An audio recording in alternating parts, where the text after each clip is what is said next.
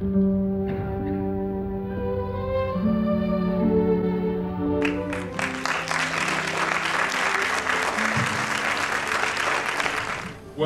this idea just sort of came to me. I mean, it's funny how our subconscious mind works, but I've been probably thinking about this problem for some 10 years. And how did Vermeer get the photographic look? I mean, there's no cameras. But it was years later when this idea occurred to me that you could match the colors exactly. So they had theorized that people could trace shapes with the camera obscura. The camera obscura goes back to the Egyptian times. But I thought that they could only, there's certain dead giveaways in Vermeer that there's something funny going on. And so the idea occurred to me in the bathtub, and then, like usually, if I get an idea, I write it down, and then I start Googling, and 99 times out of 100, somebody else has already done it, and then I can take it off my to-do list. Well, that didn't happen. I searched for months, started searching in other languages, looking for artist, mirror, comparison, anything I could find in all these languages, nothing. So that's when I did the experiment on my kitchen table. And the experiment worked way too well. And that's when I got this feeling that I was onto something. And that's when I mentioned it to Penn. Developed some momentum at that point. Penn decided that a movie should be made about it. I was just unaware, you know, that the cameras were there. I think it was about 2,400 hours of material when we were done. That had to be boiled down to 80 minutes. And of course, somebody had to watch all that. It wasn't me, it was Farley and Patrick Sheffield, our editor, that did that. And then Penn and Teller also had to see the majority of it. And then they pulled out a thread of a story out of all that material, and it could have gone a lot of different ways. I have no idea how they did it, but they did.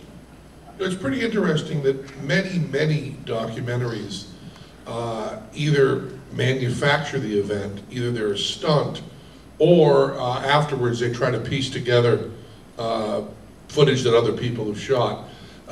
Technology, which is one of the themes of the movie, is also part of the form of the movie. This movie could not have been made even 10 years ago. Would have been too expensive. So talking about Vermeer using technology, the actual movie itself is using technology. And I can't think, and I'm sure there are examples, but I haven't been able to think of one off the top of my head that is an event like this that is this well documented while it's happening. I mean, we're fortunate to have Tim be so monomaniacal on this and also be such a techie at the same time. I mean, the very odd thing about this movie is that in many cases, the photographer and the cinematographer, in many cases, is Tim. And in many cases, the technician is Tim. So you've got this this quality of the movie, which is so personal and so honest about Tim, is not only about Tim, but also Tim is, in a certain sense, doing it.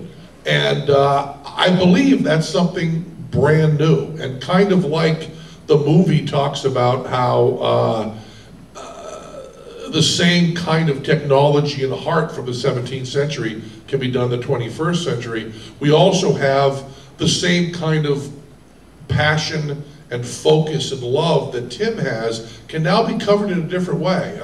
I can't think of another example where you take for granted. You know, we have come to a place in the 21st century where you take for granted that you can have an event that I believe is this important and covered by many times 5 cameras. None. None. One red one, there was a red epic, and then there were several Canon 5D Mark IIs that were controlled by a single computer, so that they would shoot time lapse. one frame every 10 seconds, and that would all go into the computer automatically. And then at the end of the day, I would have to do the digital imaging technician work, which is what they call the guy that makes sure none of the recordings get lost. And then I had to ship them off to 3 different geographic locations due to insurance reasons, and you know, it's a lot of work to that. I mean, it took a couple hours a day just to do the motion picture part of it.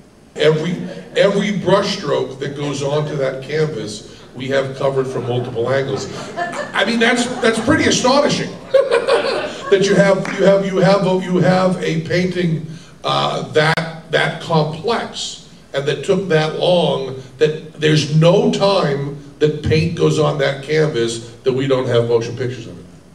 By the way, I did a calculation based on the number of frames that the actual time the paintbrush was on the canvas, actively painting, was a surprisingly small number. It was 220 hours of actual painting, but it took 7 months to do that. That tells you a lot about Tim, doesn't it? I read a lot about the golden age of Dutch art, and that's my field of expertise, if I have one. And I am not an art historian, I'm not an art critic, I'm not an art person, I'm a computer guy that did a weird experiment.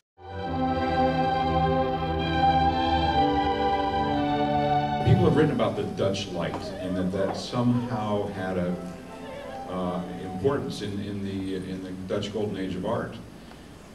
And of course, Delft is a charming city, and it has canals running through it, and the light shines off the canals and so on and so forth. So I did go to Holland. I went to all the places where Vermeer probably painted. I took panoramic pictures, HDRI pictures, which could record the absolute amount of light all the way around the sky. I ran a computer simulation of the way the sun travels through the sky at various latitudes, compared Delft to San Antonio. I aligned the compass heading of the building that I rented to one that was the same compass heading as Vermeer's. I was able to prove that the sun would actually enter those north windows in Vermeer's house, something nobody knew. But late in the summer, late in the afternoon, the sun comes straight in those windows because they are not facing exactly north, they're north-northwest. So I compared, I have all those HDRI panoramic shots taken throughout Delft, and I also did a time-lapse camera, a fisheye lens during the entire painting. Once every 10 seconds takes a picture of the sky, my San Antonio sky, with all the data as to the lens settings and the shutter speeds, so that you could actually calculate the brightness of the sun. I did some very simple experiments, which a sane person would do, of taking a light meter, and there is no difference between Dutch light and San Antonio light.